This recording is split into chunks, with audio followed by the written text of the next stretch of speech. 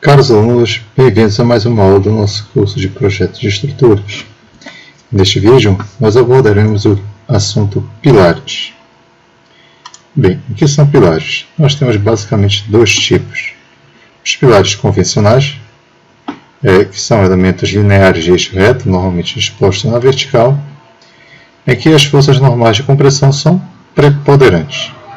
Nós também temos os pilares parede, que são similares aos pilares convencionais, porém, estes pilares possuem a sua menor dimensão menor que 1/5 da maior, ou a maior dimensão superior 5 vezes à menor. Normalmente, o que diferencia entre um e outro é seu tipo de aplicação, em que os pilares convencionais eles são destinados principalmente a receber as cargas e transferir para as fundações, enquanto que os pilares de paredes, além desta função, eles têm uma função a mais, ou preponderante, de, entre aspas, travar o edifício, fornecer uma maior rigidez ao edifício quanto à sua deformação. Feito. Então, como é feito o dimensionamento dos pilares? Correto? Para ser feito o dimensionamento dos pilares, nós temos que levar em consideração os esforços normais. Esses são os principais ali, atores, do processo. Okay. Juntamente com os momentos fletores, que também são importantes. E as forças tangenciais. Nós temos aí as cortantes e os momentos torsores. Tá bom? Essas forças tangenciais, elas não impactam tanto assim na dimensão de um pilar voltado aqui para a nossa região, pois principalmente aqui o cisalhamento, as forças cortantes, elas se originam devido a esforços laterais, e eles são encontrados aí, principalmente em sismos, assim como o torsor. Então, basicamente, o que a gente vai ter de esforços em pilares são solicitações normais. O que são solicitações normais? São aquelas que estão são normais, são alinhadas, são paralelas ao eixo longitudinal do pilar. Exemplo, o peso próprio do pilar, o peso próprio dos elementos estruturais que estão descarregando sobre o pilar. E os momentos fletores, oriundos seja de excentricidade, cargas excêntricas, seja por meio de transferência de momento fletor da ligação viga-pilar. Bem, continuando aqui, nós temos uma imagem de o que seria um pilar parede e um pilar convencional. Resumindo aí, dando mais uma dica para vocês, o pilar convencional é o que vai aparecer aí, que vai se apresentar na maioria dos projetos de vocês. Bom. Já o pilar parede, normalmente a gente encontra em obras de grande porte, que necessitam de uma rigidez, que a gente chama de um núcleo rígido, para fornecer uma maior estabilidade para a estrutura. Então, o mais comum aí, no geral, a gente tem o pilar convencional. Novamente, o que distingue um do outro quanto à usabilidade? Que o pilar parede normalmente é utilizado ali para fornecer uma rigidez maior à estrutura. Não que ele não vai receber carga, ele vai receber esforço normal, momento fletor, porém a principal função dele, na verdade, vai ser dar uma rigidez à estrutura, fornecer maior rigidez. Já o pilar convencional, a principal função dele na verdade, receber a carga e transmitir para a fundação. Não que ele não vá fornecer rigidez à estrutura, ele vai, porém em uma proporção inferior ao pilar parede. Okay. Então, continuando aí, nós temos alguns modelos aí de pilar de parede, de superfície curva, de seção composta, aqui quase um U aí. Bem, agora a gente vai falar um pouquinho da agressividade, que tem muito a ver com o pilar. E este tópico ele é válido para todos os outros tipos de estruturas, as vigas e lajes, e também fundação. E que na verdade tem que tratar um pouquinho diferente mas é válido também para elas. Então, segundo a nossa norma NBR 6118, né, a agressividade do local com que você está construindo aquela edificação está relacionada às ações físicas e químicas que vão atuar naquele concreto. Independente das ações mecânicas, isso é uma coisa à parte. Por exemplo, você está fazendo ali um prédio para estacionamento, porém ele fica numa região de clima mais ameno, rural, não é considerada a finalidade dele, é considerado o ambiente que ele está situado. Okay? Por mais que tenha a emissão de gás carbônico do meio dos veículos, etc. Nos projetos de estruturas correntes, a agressividade ambiental deve ser classificada de acordo com o apresentado na nossa tabelinha. Aqui, tabela 1 da norma, aqui é a nossa tabela 4.1.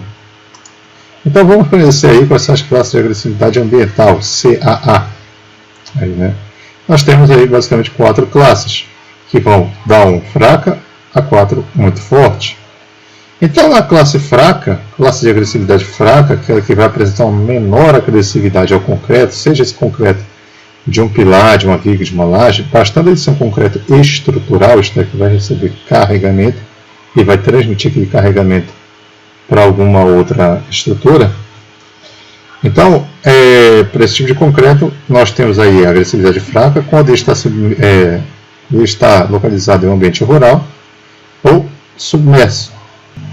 Riscos de deterioração da estrutura é insignificante, então a gente não precisa tomar tanto cuidado assim com relação à durabilidade dela. Afinal, o ambiente onde ela está situada fornece condições para que a durabilidade seja bem extensa. Classe de agressividade ambiental 2, que é moderada, é quando aquele imóvel, aquela estrutura está localizada em um ambiente urbano. Daí nós temos o risco de deterioração da estrutura pequeno, quer dizer, vai haver, porém baixo. E outra risco forte, quando está localizado numa região marinha, isto é, em orlas, principalmente de mar, água salgada, ou regiões industriais.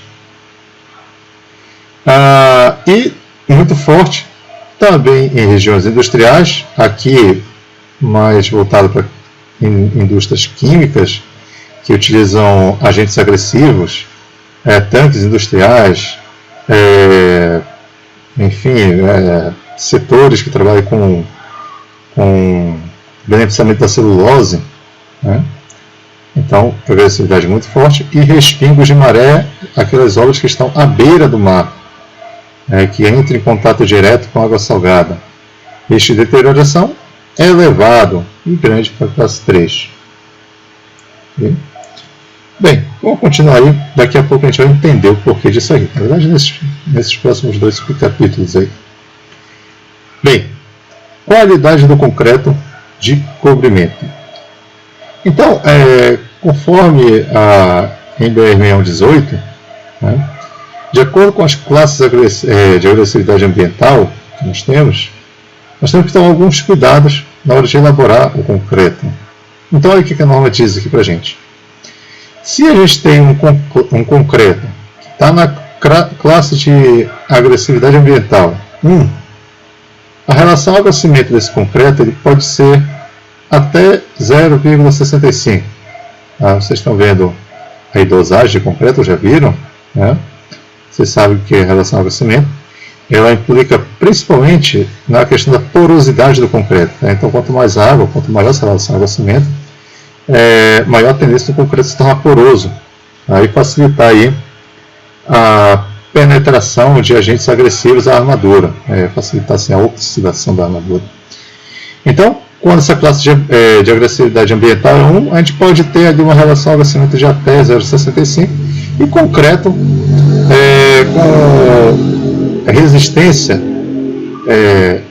superior, a resistência mínima do concreto, vai ser de no mínimo 20 MPa, classe C20 aqui, tá? Então é das de 20 MPa para cima.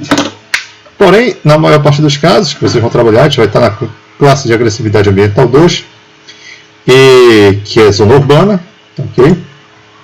Vem aqui, pessoal, classe de agressividade ambiental 2, moderada, zona urbana.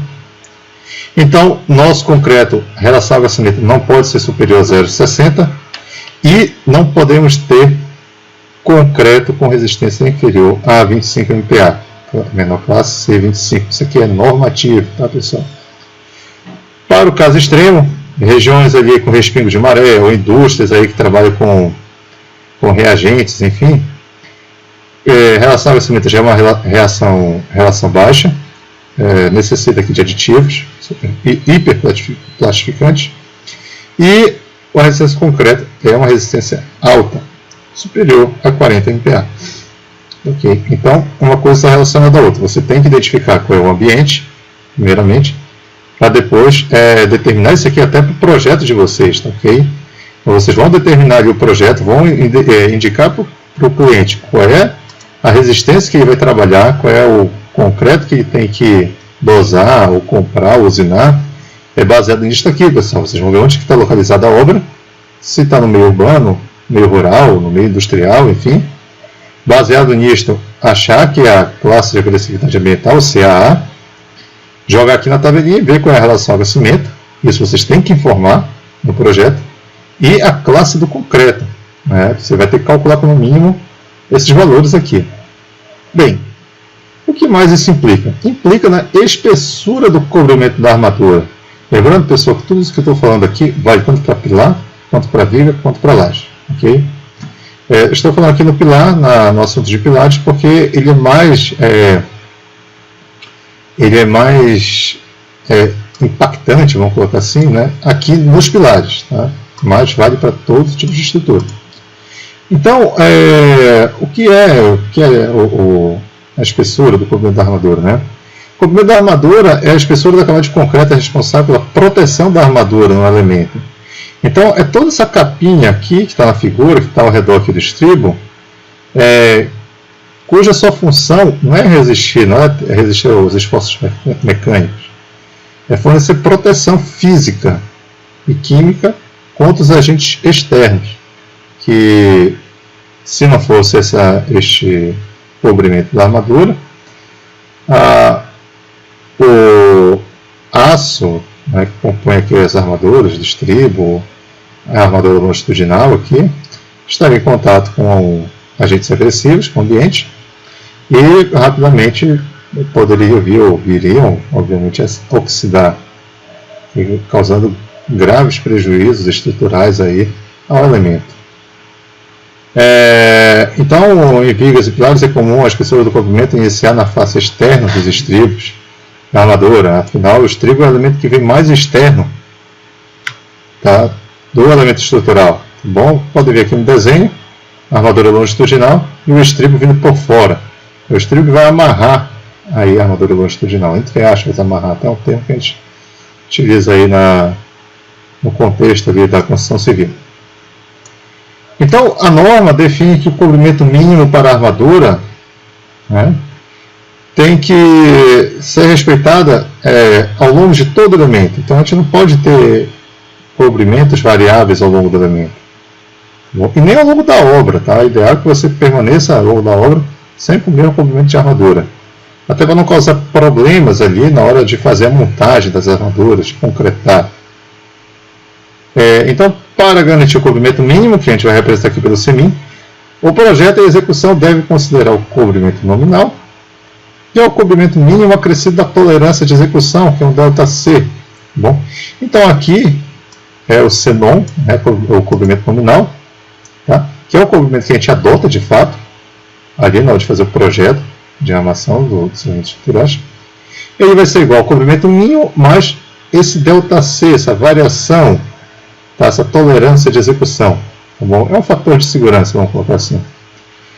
E o que seria o ΔC? Como é que a gente acha esse ΔC? Né? O cobrimento mínimo a gente vai ver que é tabelado, assim como o ΔC meio que já está ali embutido no cálculo, tá bom? Mas o C mínimo que na verdade é tabelado.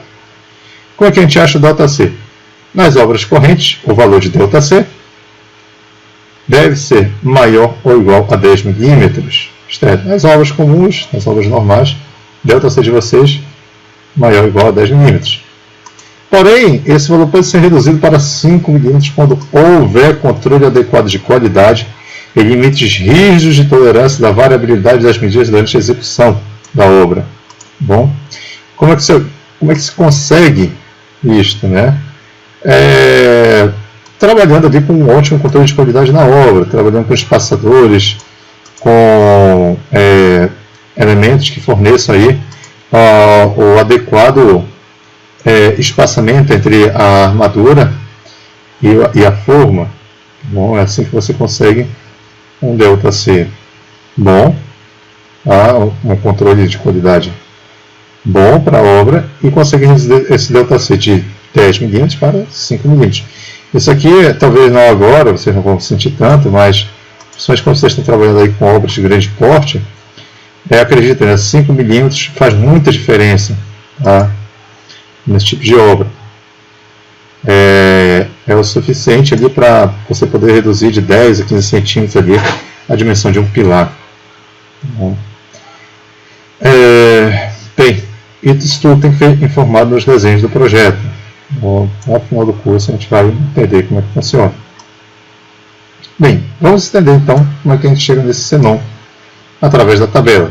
A maioria das coisas que a gente vai falar aqui são baseadas em tabelas, tá? Então a gente já viu aqui a questão da classe de agressividade ambiental, CA, tá bom? Vamos considerar aí que a gente está trabalhando com a classe 2, meio urbano.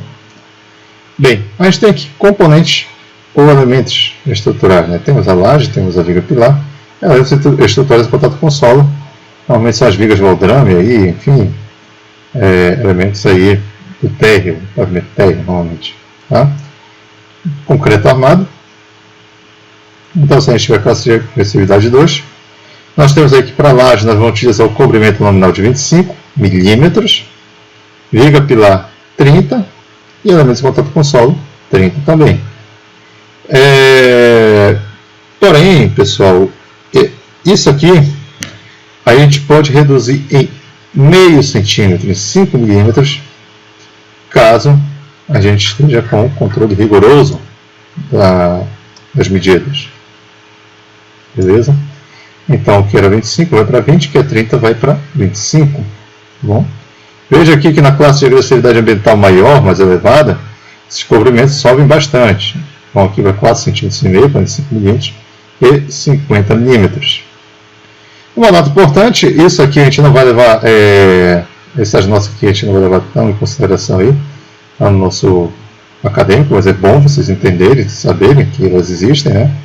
Para as faces superiores de lajes e vigas, que serão revestidas com argamassa de contrapiso, com revestimentos finais secos, tipo carpete, madeira, com argamassa de revestimento e acabamento, com pisos elevados, de elevado desempenho, pisos cerâmicos, piso asfáltico e outros tantos. As exigências dessa tabela podem ser substituídas pelas 7.4.5, 7.5, respeitando o cobrimento nominal de 1,5, então você pode reduzir bastante isso aqui, tá? 1 centímetro, tá bom? Nas faces superiores de lajes e vigas, quando elas possuem algum tipo de contrapiso que vai fornecer uma proteção mecânica adequada ali para a estrutura, né? Isso aqui é muito comum em obras também de grande porte, a gente adotar esse tipo de estratégia, visto que a gente consegue com uma alta economia de concreto fazendo isso, e de aço também, tá? As outras dicas aí são relevantes, né, mas não tanto assim para o acadêmico. Bom, enfim, para nós aí, o que a gente vai utilizar ali no nosso acadêmico são esses valores aqui redondinhos, então sem fazer desconto de controle de qualidade, sem fazer desconto de meio centímetro, e nem fazer esse desconto aqui de 1,5 para 1,5 no caso, né, 1,5 centímetro em faces superiores. Okay? A gente vai aprender aqui a ser bastante conservador nos nossos projetos. Isso é interessante, dá segurança para vocês, dá segurança para a obra.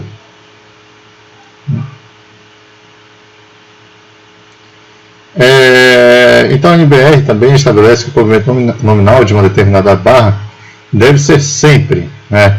O comprimento nominal não pode ser menor que o diâmetro da barra. Então, se você tem aqui uma barra de 50 milímetros, aqui, e você usou a tabela e viu que a sua viga, né, ela tem um comprimento nominal de 30, você não vai adotar 30 para cá, você vai adotar 5 centímetros, tá? Essa é uma situação bem absurda, porque eu particularmente nunca utilizei armadura longitudinal superior a 25 milímetros, então dificilmente você vai cair nesta regra aqui, tá? Mas é bom ficar atento. Bom, existe ela, mas se for perguntado para vocês em algum momento, vocês já sabem. E ele também deverá ser maior que o diâmetro do feixe, tá bom? O que é o diâmetro do feixe? É o diâmetro da barra vezes a raiz do número de feixes. O que seria os feixes, pessoal? Isso não é tão válido assim para concreto armado, é mais para concreto protendido, mas é o conjunto de cordoalhas que ficam unidas aqui, formando, é como se fosse aquele cabo triplex ou quadruplex, duplex lá das estações elétricas, tá? Então aqui não é um feixe, triplex é um feixe formado por 3 cabos, tá? Então, para nós isso aqui é irrelevante, nós de concreto armado, esqueça essa regra, mas ela existe, tá? Vocês forem trabalhar com concreto protendido, observem ele. Bom, a outra situação é que o comprimento nominal, tá bom, deve ser maior que 1,2, né, que 20%, né, do diâmetro, diâmetro máximo do agregado mais 20%. Ok? Então, tudo isso aqui deve ser observado além da tabela. No nosso projeto, a gente vai esquecer isso aqui, tá? No nosso projeto acadêmico, vamos esquecer essa parte. Vamos utilizar apenas a tabelinha para simplificar bastante as coisas. Perfeito? Então, vamos conceituar, vamos entender aí algumas definições a respeito de pilares. Okay? A gente já entendeu aí cobrimento, classe de agressividade, o que são pilares comuns, pilares de paredes, né? Mas vamos entender algumas definições interessantes aí a respeito dos pilares. Primeiro, em termos de solicitação, né? Nós vimos aí que nós temos basicamente 3 tipos de solicitação, que são as solicitações normais, tá? São aquelas ao longo deste longitudinal pilar. Os momentos fletores, né, dentro das solicitações normais, né, os momentos fletores. As solicitações tangenciais, que são o cisalhamento e o momento torsor. Então, aqui a gente vai falar de esforços normais. Bom. E aí nós temos, são as forças normais e momentos fletores, e o primeiro deles é a compressão simples. É o esforço mais preponderante aí no pilar. Okay? O que é a compressão simples? Né? O esforço de compressão, na verdade, é o esforço mais preponderante nos pilares, não necessariamente o simples, mas de compressão. Okay? Tem uma espécie de maneira equivocada aí. Tá? Então, o que é a compressão simples? Né? É aquela compressão que ocorre bem no eixo longitudinal do pilar, é uma situação ideal. Tá? Como se tivesse o pilar aqui de vocês, você estivesse apertando com o dedo bem o centro dele. Tá? Nem deslocado para um lado, nem para o outro, enfim, bem no meio do pilar, bem no eixo longitudinal do pilar. Okay? Ela não possui excentricidades em relação ao pilar. Okay? A aplicação da força normal ND, memorize essa informação para vocês verem, esse ND é esforço normal. Okay? N de normal, D de projeto. Okay? T vem de design ali do inglês. Tá? Então, a aplicação da força normal de projeto, né, é no centro geométrico da seção transversal do pilar. As tensões na seção transversal são uniformes. Então, elas são uniformemente distribuídas aí na seção do pilar. Nós temos a flexão composta, Okay? Na flexão composta, que é algo bem corriqueiro, tá? Nós temos o esforço normal aplicado não no eixo longitudinal do pilar, mais distante, possuindo uma excentricidade. E, como vocês sabem, todo esforço normal aplicado a uma certa distância do eixo longitudinal do elemento estrutural provoca um momento fletor. Então, quando a gente tem flexão composta normal ou reta, que é quando apresenta apenas uma excentricidade em um dos eixos, neste caso aqui do exemplo é no eixo X, a gente tem um momento fletor, que é um momento fletor ao longo do eixo X, em torno do eixo Y, mas ao longo do eixo X, é chamado de M1 dx, M1 que é de primeira ordem, D de projeto, X que é o eixo, vai ser igual a excentricidade deste esforço vezes o esforço normal. Nós temos também a flexão composta oblíqua, e aqui a gente tem excentricidade já nos dois eixos, tanto no X quanto no Y. Aqui pode ser uma excentricidade no Y também, e aí isso vai mudar as variáveis aqui na fórmula. Daí nós temos que o momento em X é a excentricidade em X vezes o esforço normal, e o momento em Y é a excentricidade em Y vezes o esforço normal. Esse esforço normal, obviamente, vai ser igual nos dois eixos, tá? É normal do pilar.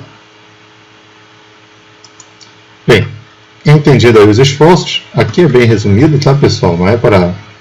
Eu não vou discorrer profundamente sobre esforços, até porque isso é disciplina do ensino superior, tá bom? Mas eu preciso que vocês entendam e saibam quais são os esforços que atuam no pilar. Na verdade, todos os elementos estruturais, para vocês entenderem como é o comportamento deles, como funciona o comportamento desses elementos, saber se ele está se comportando da maneira adequada ou não. Isso é importante você saber. Tá? Bem, a próxima definição, o próximo conceito importante, é o conceito de flambagem. O que é a flambagem? Pode ser definida como o deslocamento lateral na direção de maior esbeltez, com força menor que a de ruptura do material. Okay? Então, todo material tem um esforço, tem um carregamento em que ele rompe, em que ele não suporta e quebra, entre aspas. Só que quando a gente tem um material que possui uma esbeltez grande, um material delgado, material comprido, delgado, o esforço para romper ele, quando aplicado no seu eixo longitudinal, comprimido, é menor. Okay? Então, esse esforço não para romper ele, mas para provocar um deslocamento lateral, a instabilidade, é menor. Um exemplo bom para vocês fazerem, entenderem isto, é pegando uma régua. Okay? Uma régua comum. Tá? Se vocês pegarem a régua, uma régua, por exemplo, de alumínio, você sabe que o alumínio possui uma carga de ruptura muito grande, tá bom? Mas se vocês pegarem uma régua de 30 centímetros de alumínio, tá? E aplicarem um esforço aqui, isto um esforço no sentido longitudinal do alumínio, ele estando apoiado apenas na base, o que vai acontecer? O alumínio ele vai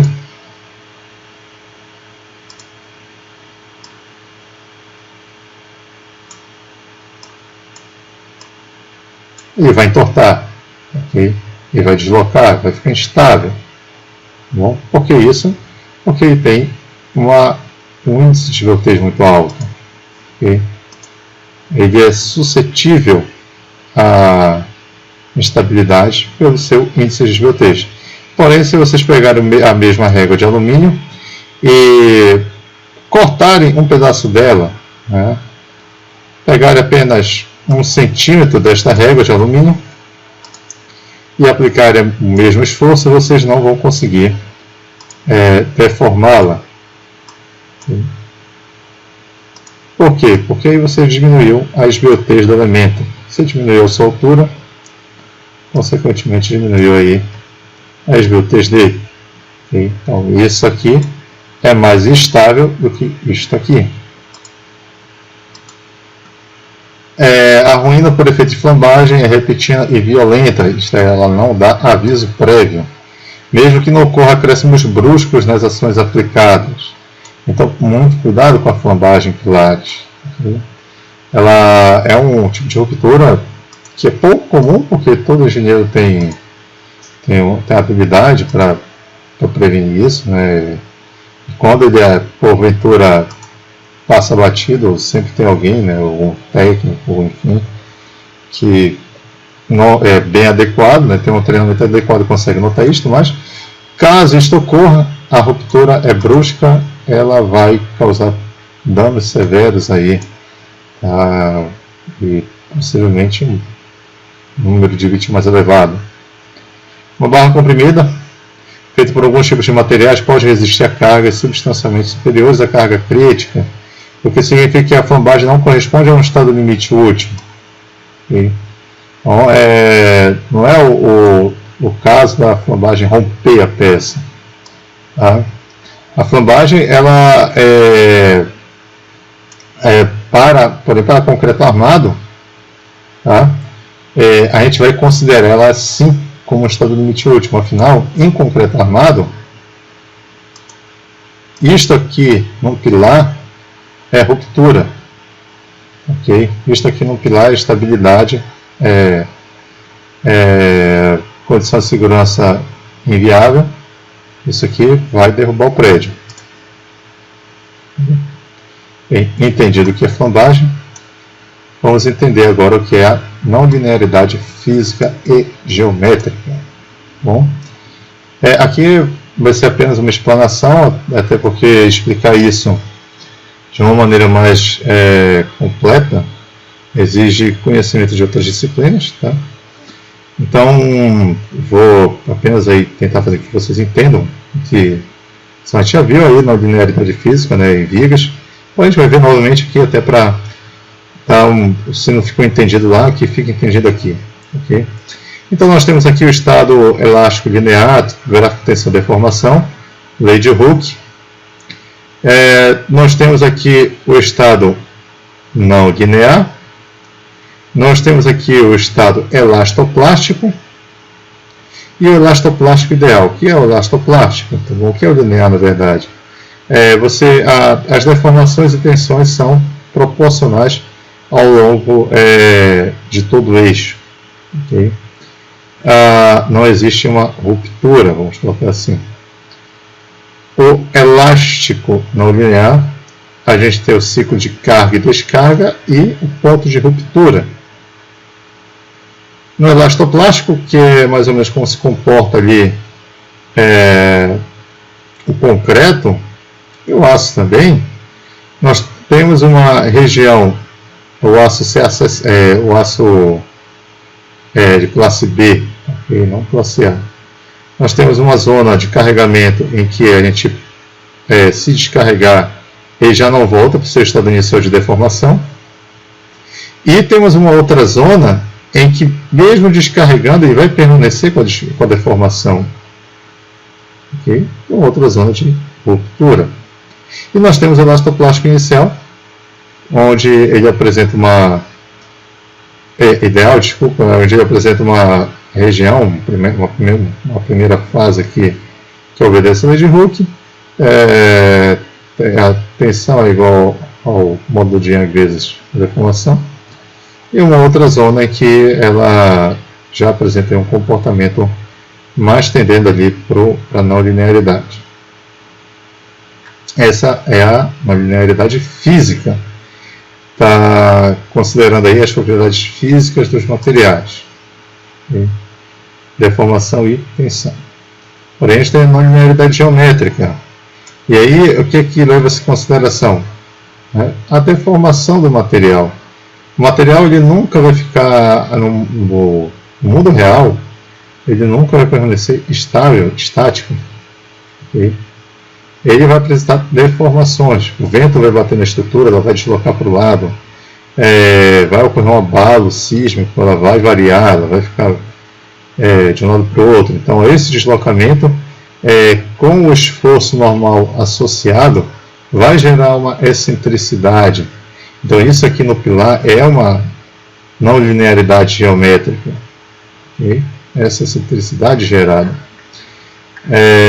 Obviamente que uma análise não linear físico-geométrica é uma análise bem complexa, tá? É difícil, é impossível, assim, praticamente impossível fazer manualmente num prédio de grande porte.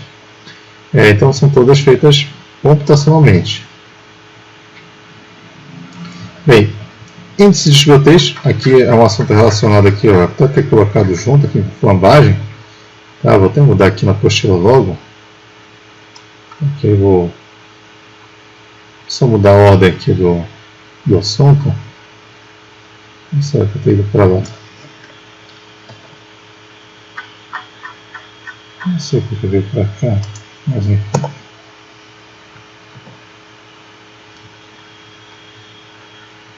Então, vocês vão pegar a apostila, esse aqui já vai estar corrigido, ok? Vou publicar lá. Então agora está na ordem, flambagem, índice de esgotez. Então, índice de esgotez é a razão entre o comprimento de flambagem e o raio de giração nas direções a serem consideradas. São duas propriedades geométricas da seção transversal. Tá bom? Então, índice de esgotez, aqui é a fórmula dele, tá? É igual ao comprimento de flambagem dividido pelo raio de giração. Como é calculado o raio de giração? Raio de giração é a raiz quadrada do momento de inércia dividido pela área da seção transversal do elemento estrutural, o elemento que você está considerando. Bem, mas vocês não precisam decorar esta aqui, basta vocês decorarem esta fórmula aqui, vocês vão calcular facilmente qualquer índice de esgotez de seções de pilares de seção retangular. Tá bom? Então, para a seção retangular, o índice de esgotez não precisa de nada disso, basta vocês aplicarem 3,46 vezes o comprimento de flambagem dividido pela dividido pela seção, pela dimensão do pilar que você está considerando para aquela análise. Ok? Então aqui está tudinho para vocês. Como é que calcula esse comprimento de flambagem? É simples, só é vocês entenderem como é que o pilar está se comportando. Então, se ele está se comportando com um apoio simples, né, isto é, normalmente a gente tem isso aqui numa situação de pilar entre pavimentos, né, que apoia dois pavimentos aí. Tá? Então, se ele está se comportando com um apoio simples, que é o mais comum, vocês vão ter, o comprimento de flambagem é igual ao pé direito do pilar, igual ao comprimento do pilar. Engaste, apoio simples, é difícil de se ter, então vamos pular esses dois aqui, esses três na verdade. E o que vocês podem vir a ter, eventualmente, é a situação engaste livre. Onde que pode se ter? Em muros, tá bom? É um exemplo. Tá? Então, qual é o comprimento de flambagem? É igual a 2 vezes o E. Tá bom? Então, situações que a gente vai ter corriqueiramente é a situação engaste livre, em muros, aí, em mezaninos também. E a situação de apoio simples nos dois extremos do pilar. Bom, as três intermediárias, pode ser que vocês tenham, mas é muito raro, eu nunca presenciei nenhuma dos três. Essa aqui talvez, né, engaste apoio simples em situações de fundação, mas eu não considero engastado, uma vez só que fiz, logo no início da minha carreira acadêmica, porém depois eu entendi que é melhor considerar rotulado na fundação. Enfim, apenas curiosidade aí. Então, o que seria aqui está um ótimo exemplo, tá? Nós temos aqui o pilar na fundação, saindo da fundação, indo para o primeiro pavimento, segundo pavimento e cobertura. Então, o que seria o comprimento de flambagem? Aqui eu não ia considerar, tá? Isso aqui é apenas a imagem, tá bom? Mas não considerei engastar, considerei sempre apoiado aqui.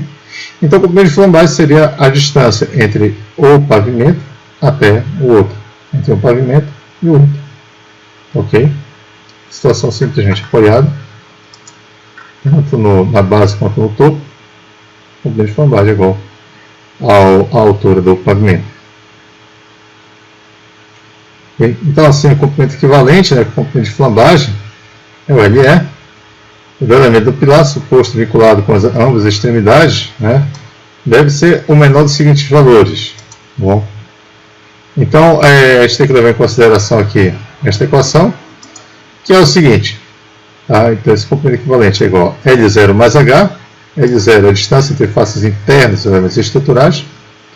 Bom, e H é a altura da seção transversal do pilar, medindo no plano da estrutura de estudo. Tá bom? Aqui a gente vai simplificar, pessoal, e na verdade a gente vai considerar aí somente o L, tá? Como sendo o comprimento equivalente. Esqueça esse primeiro aqui, isso aqui vai dar um pouquinho de dor de cabeça para vocês, tá? Analisar um por um. Considerem o LE como sendo o L.